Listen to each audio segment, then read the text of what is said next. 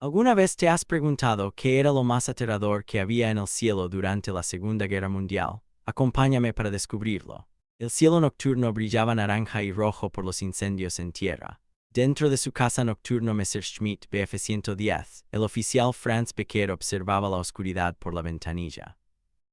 Su ayudante de radar, sentado detrás de él, gritaba por encima del fuerte ruido del motor.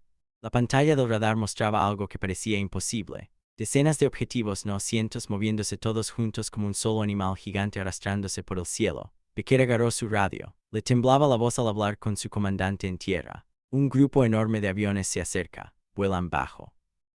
Vuelan rápido. Se quedó callado un momento, sentía un nudo en la garganta. No son estadounidenses, son canadienses. Todo piloto alemán sabía lo que eso significaba. Podían controlar a los bombarderos estadounidenses. Los grandes B-17 plateados volaban durante el día 7, 668 metros de altura. Se podían ver venir a kilómetros de distancia. Volaban en grupos ordenados, lentos y constantes.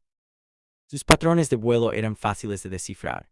Los pilotos de caza alemanes los habían aprendido. Sabían dónde atacar, cuándo huir y cuándo regresar. Contra los estadounidenses, 7 de cada 100 pilotos alemanes que volaban a la batalla no regresaban. Eran malas probabilidades, pero los pilotos podían aceptarlas. Pero los canadienses eran diferentes. Los canadienses dominaban la noche. Volaban bombarderos Lancaster Mark X, construidos por fábricas canadienses con motores diferentes, más potentes.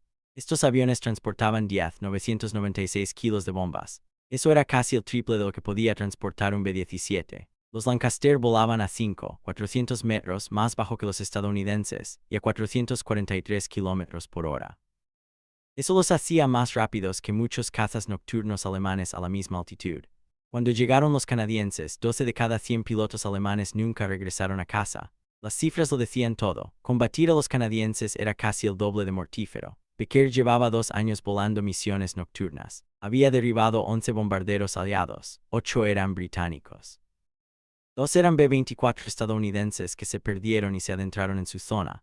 Uno era un Lancaster canadiense. Recordaba aquella noche de enero. El Lancaster había sufrido daños y volaba solo, separado de su grupo. Incluso herido, le había llevado 3 incursiones de ataque derribarlo. El artillero trasero siguió disparando hasta que el avión tocó tierra. Becker tenía pesadillas con eso.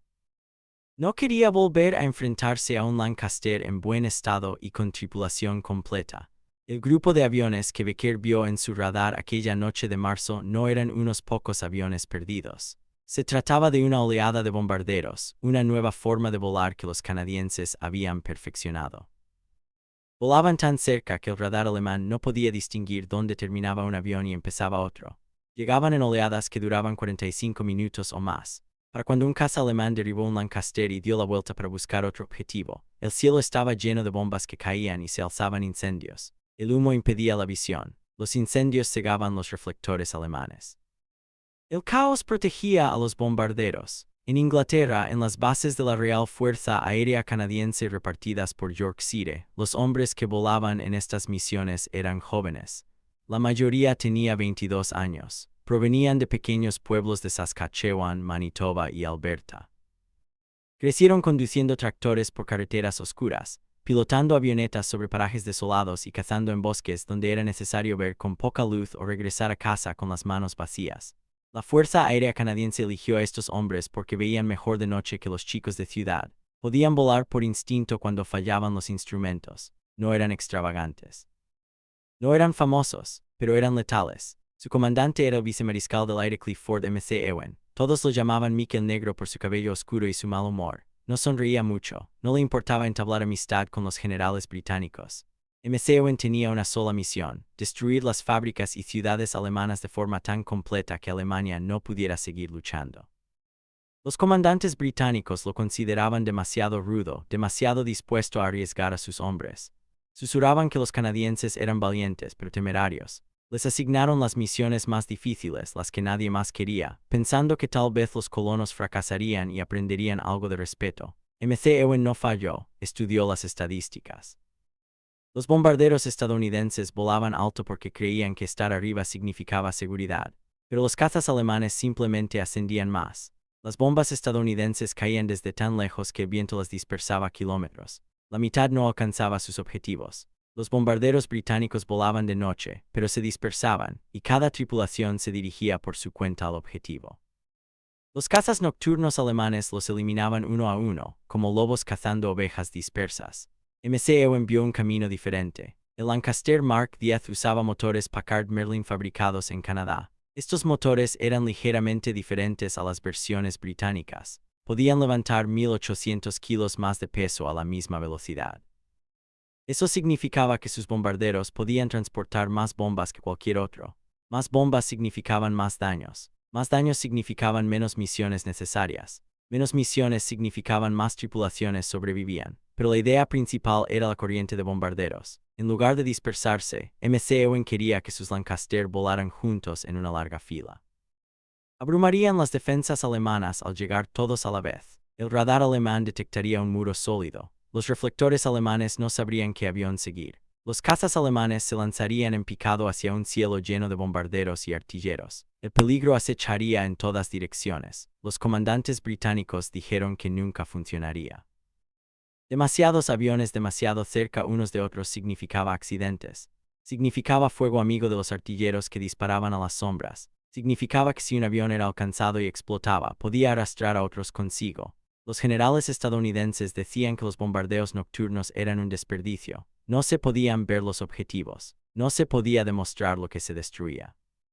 La precisión diurna era la única forma inteligente de ganar una guerra. McEwen los escuchó a todos. Luego los ignoró. Él mismo había volado misiones de combate. Sabía que lo que funcionaba en una reunión de personal a menudo se perdía en el aire. Confiaba en sus jóvenes tripulaciones de la campiña canadiense.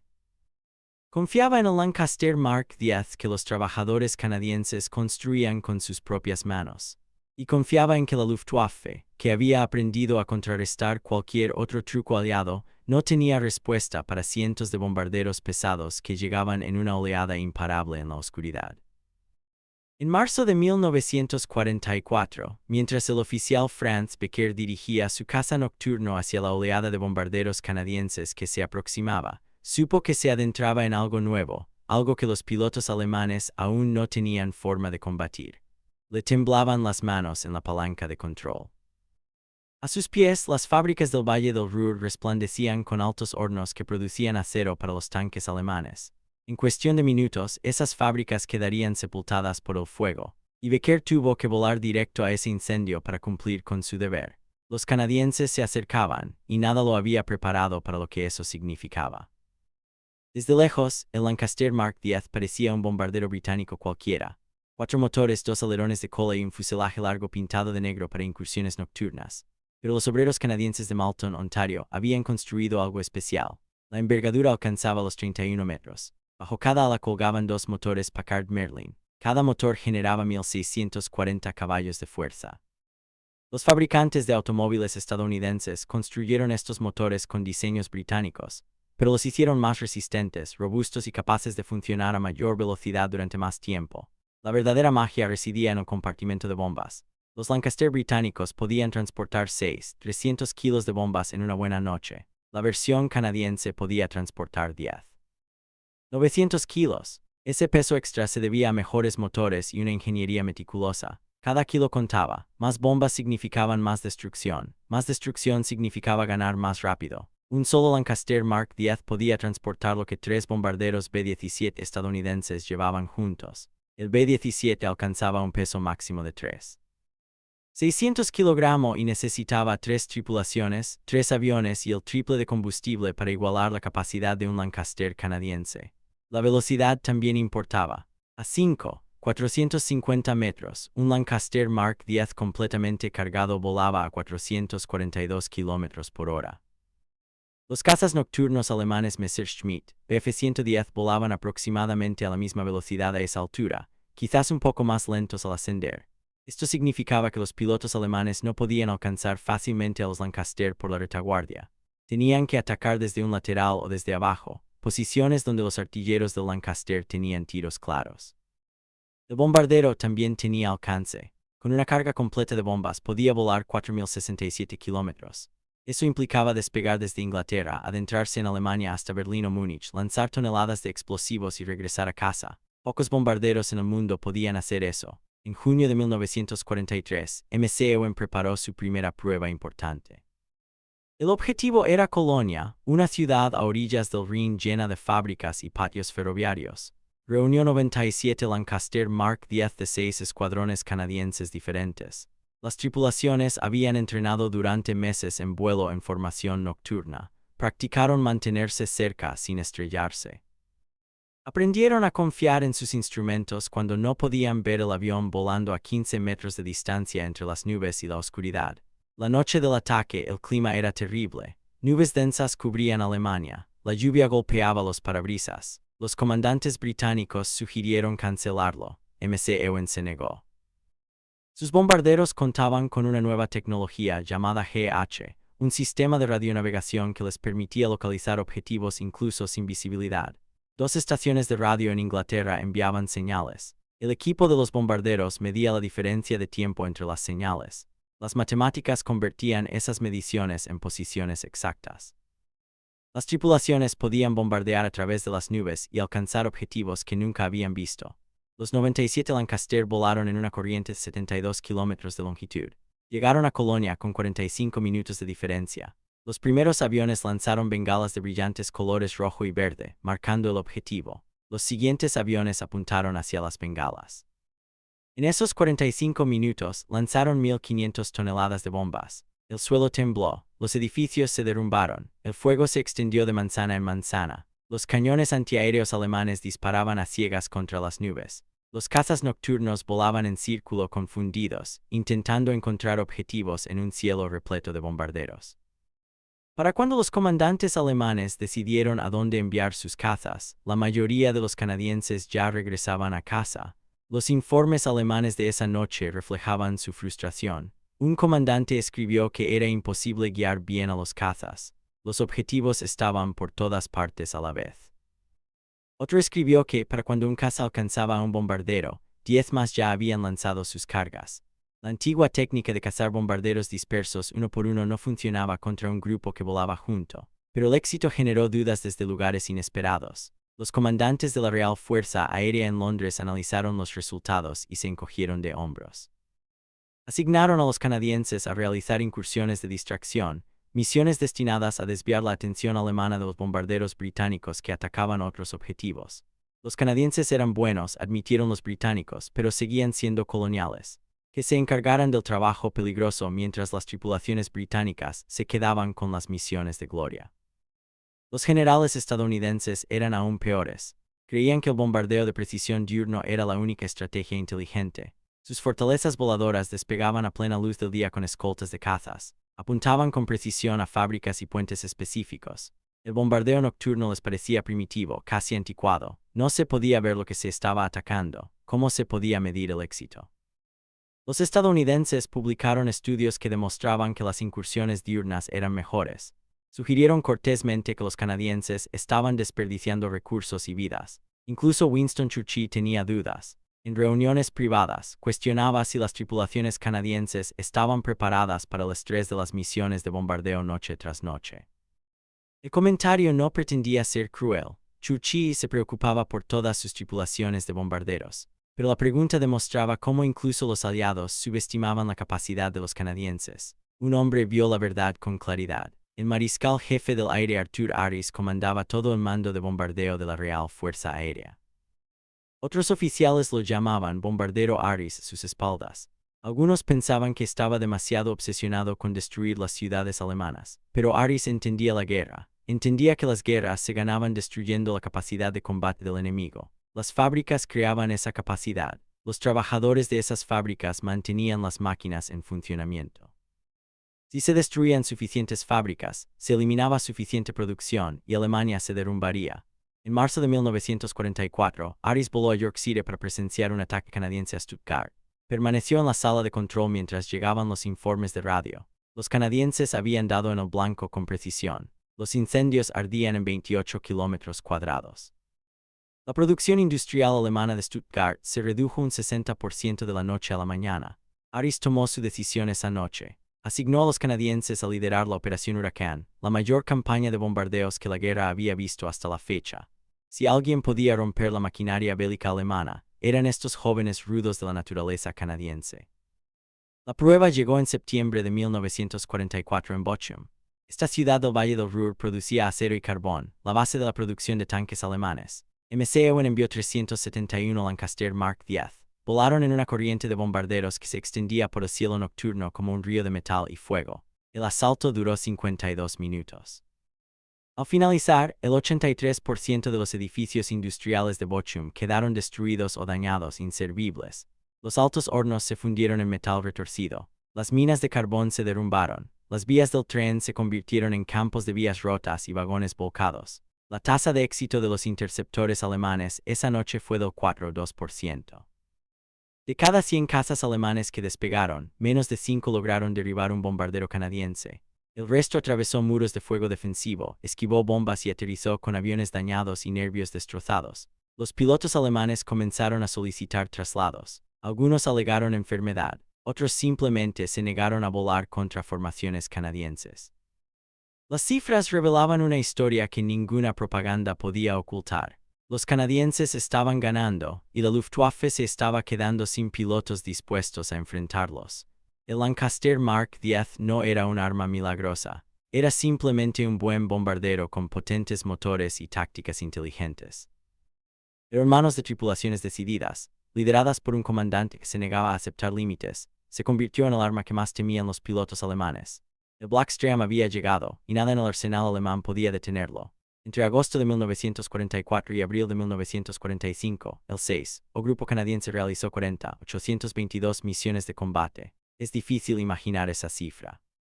Significaba que cada noche, a veces 2 veces por noche, oleadas de bombarderos Lancaster negros despegaban de aeródromos ingleses y se dirigían a cielos alemanes. Lanzaron 122 toneladas de bombas. Ese peso equivale a la masa de 1000 ballenas azules o 63,000 coches.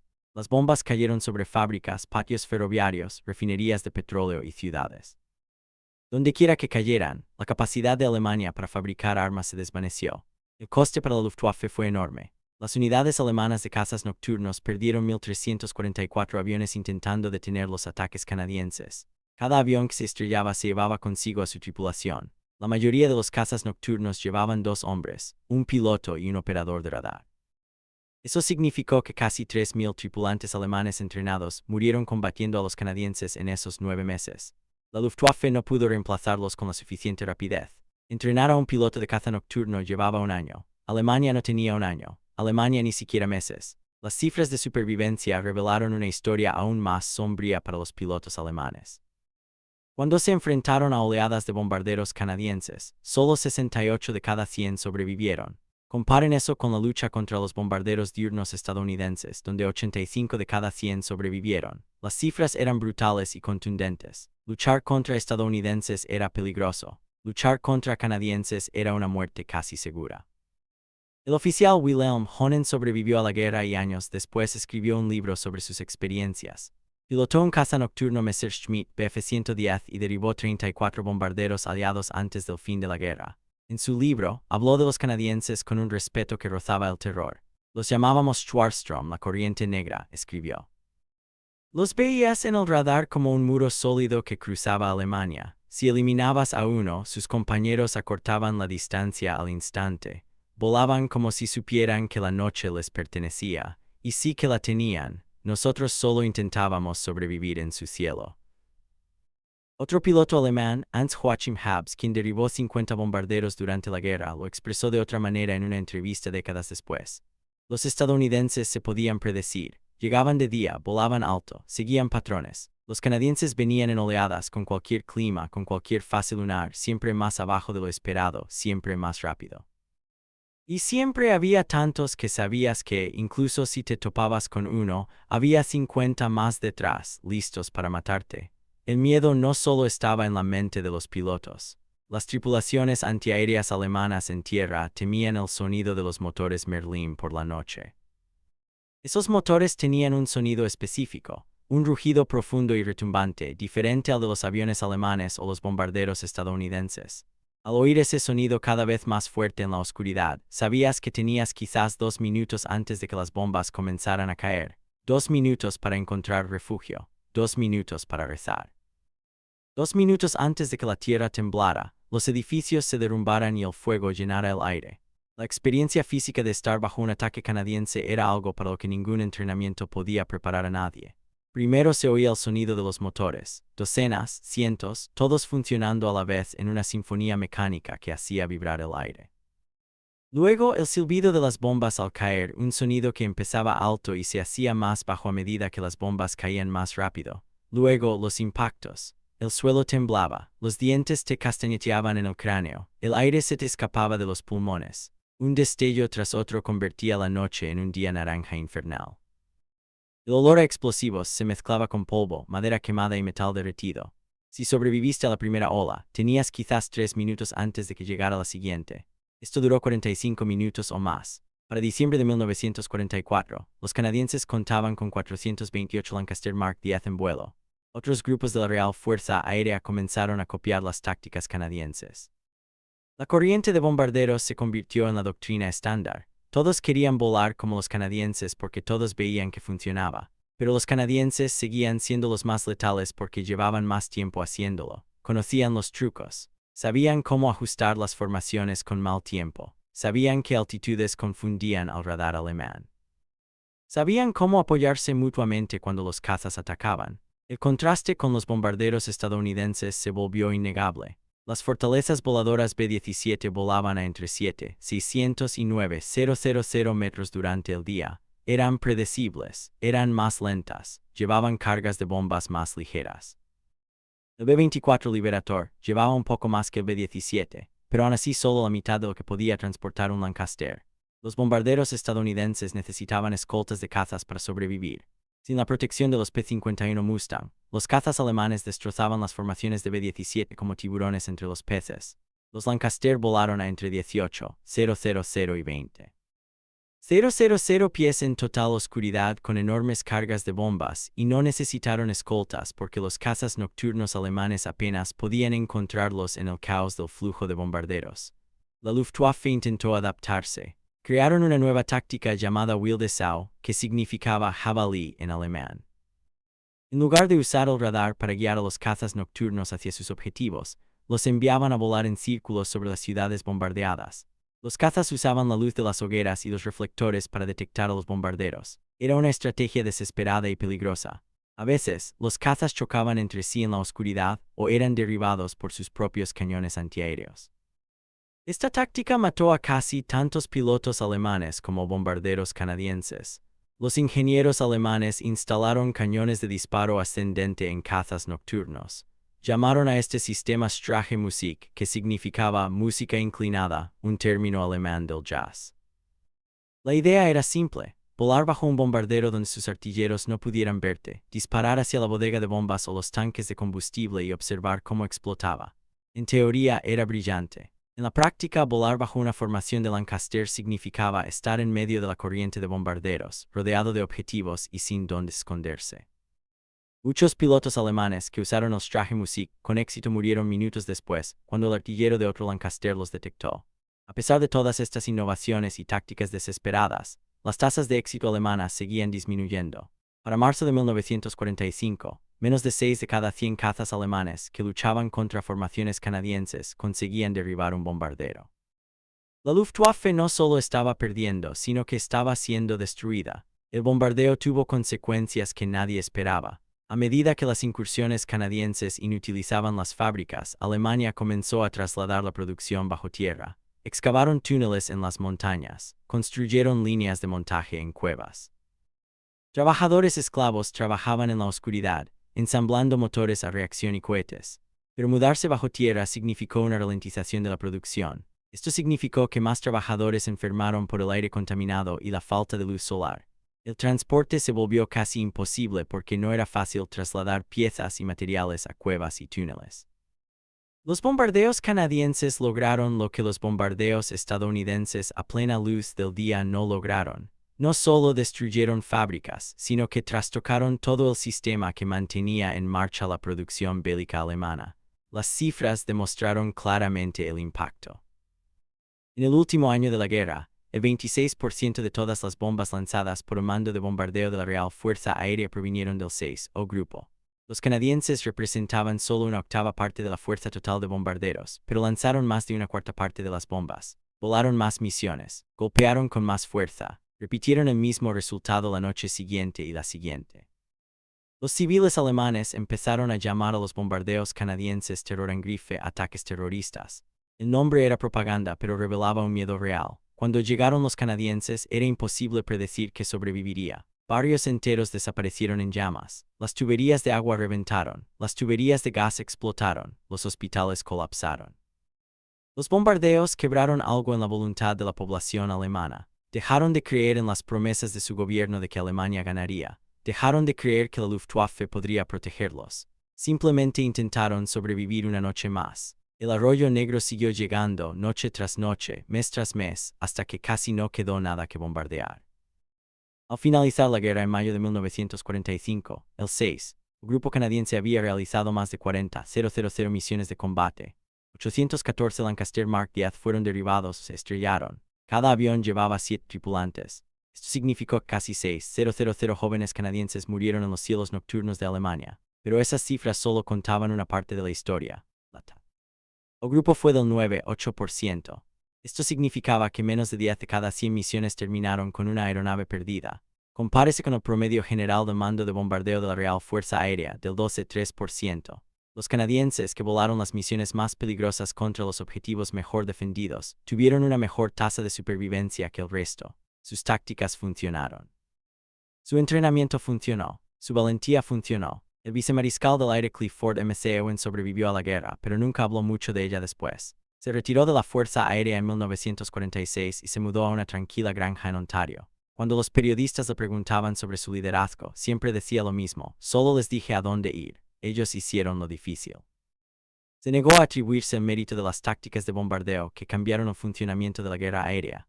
Murió en 1967 a los 61 años. Poca gente fuera del ámbito militar conocía su nombre. No se erigieron estatuas. No se rodaron películas sobre él. Era solo un oficial más que cumplía con su deber y volvía a casa. Pero sus ideas perduraron de maneras que él nunca vio.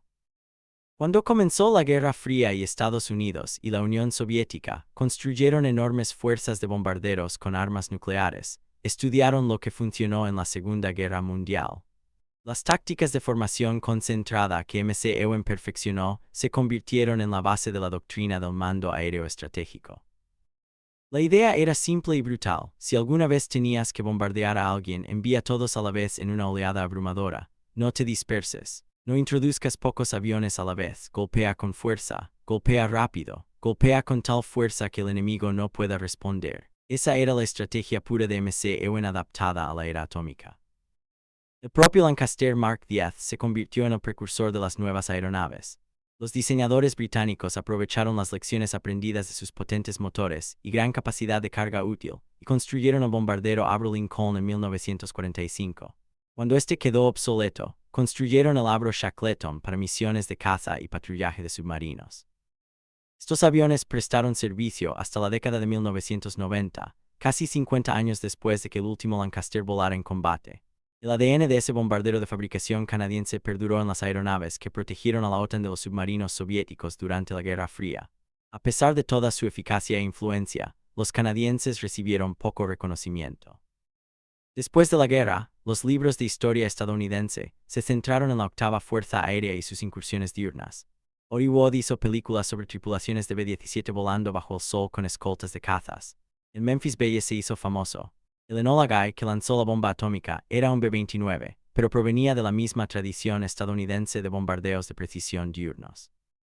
La contribución canadiense se mencionó en un párrafo, quizá dos, y luego se olvidó. La historia británica hizo lo mismo. El mando de bombardeo en su conjunto fue controvertido. Muchos británicos se sintieron incómodos con la destrucción de las ciudades alemanas. Era más fácil centrarse en los pilotos de caza que defendieron Gran Bretaña durante la Batalla de Inglaterra que hablar de los bombarderos que incendiaron Hamburgo y Dresde. Los canadienses regresaron a sus hogares, a pequeños pueblos y granjas. Consiguieron trabajo, criaron familias. No hablaban mucho de lo que habían hecho. El Canadá de la posguerra no quería oír historias de guerra.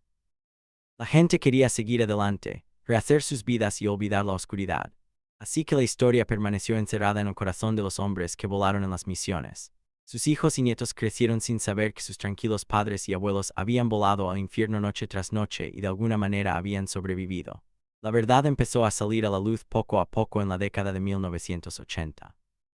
Los veteranos alemanes empezaron a publicar sus memorias y a conceder entrevistas. Para entonces, eran hombres mayores de entre 60 y 70 años que recordaban su juventud. Muchos cargaban con la culpa y la vergüenza de luchar por la Alemania nazi, pero cuando hablaban de los canadienses lo hacían de otra manera.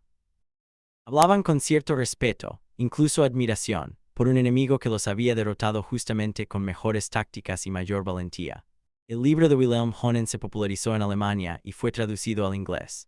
Hans-Joachim Habs concedió entrevistas en las que admitió que los bombarderos canadienses lo aterrorizaban más que cualquier otro avión al que se enfrentara. Estas confesiones de antiguos enemigos ayudaron a la gente a comprender lo que los canadienses realmente habían logrado. La historia plantea preguntas incómodas que aún hoy son relevantes. ¿Estuvo justificado el bombardeo de ciudades alemanas? Los canadienses lanzaron 126,000 toneladas de bombas. Esas bombas mataron a obreros de fábricas alemanes, mataron a sus familias. Mataron a niños en escuelas y a ancianos en hospitales. El peso moral de esa destrucción no puede ignorarse. Los canadienses cumplían órdenes, intentaban poner fin a una guerra iniciada por un régimen que asesinó a millones. ¿Pero acaso eso justifica el bombardeo? La historia no ha resuelto esa cuestión, quizás nunca lo haga. Lo que sí podemos decir es que los canadienses hicieron su trabajo con una eficacia devastadora. Acortaron la guerra, salvaron vidas al terminar los combates antes, pero también se cobraron vidas en cantidades inconmensurables. La guerra moderna aún utiliza los principios que McEwen y sus tripulaciones demostraron. Cuando Estados Unidos bombardeó Irak en 1991 durante la Guerra del Golfo, emplearon una fuerza abrumadora y concentrada, lanzada en oleadas. Cuando la OTAN bombardeó Serbia en 1999, siguieron el mismo patrón: atacar todo a la vez, superar las defensas, imposibilitar la resistencia. La tecnología cambió de bombarderos pesados a misiles de crucero y cazas furtivos, pero la estrategia se mantuvo igual. Esta es la larga sombra proyectada por aquellos jóvenes canadienses que pilotaban Lancaster en la oscuridad sobre Alemania. En una reunión de veteranos de la Luftwaffe en la década de 1970, alguien grabó una conversación entre antiguos pilotos de cazas nocturnos. Estaban bebiendo cerveza y contando viejas historias de guerra. Un piloto dijo algo que capturó el terror único de enfrentarse a los canadienses. Siempre sabíamos cuándo venían los canadienses. El radar parecía una cordillera en movimiento, un sólido muro de metal, y sabíamos que la mayoría de nosotros no regresaría. Podíamos luchar contra los estadounidenses y tener una oportunidad. Podíamos luchar contra los bombarderos británicos y tener una oportunidad, pero los canadienses eran diferentes. Llegaron en tal número, con tanta determinación, que intentar detenerlos era como intentar detener una tormenta con las manos desnudas. El Lancaster Mark X no fue un avión revolucionario. No era más rápido que los aviones a reacción, no era más avanzado que otros bombarderos. Utilizaba tecnología e ideas ya existentes, pero lo pilotaban personas que se negaban a aceptar que no podían ganar. Eso marcó la diferencia. Los canadienses tomaron un bombardero existente, lo mejoraron ligeramente y luego lo volaron con tal brillantez táctica y coraje puro que se convirtió en el arma más temida en el cielo nocturno. A veces, el arma más peligrosa no es el invento más reciente ni la tecnología más cara. A veces es simplemente una buena herramienta utilizada por personas decididas que no se rinden. Los canadienses lo demostraron en los oscuros cielos de Alemania. Lo demostraron noche tras noche durante 2 años. Lo demostraron con 814 aviones perdidos y 6,000 vidas perdidas. Lo demostraron tan rotundamente que 70 años después, los veteranos alemanes aún los recuerdan con temor y respeto. La corriente negra pasó a la historia y cambió la forma en que se libran las guerras. Si te pareció interesante esta historia, dale me gusta y suscríbete para conocer más historias históricas sorprendentes.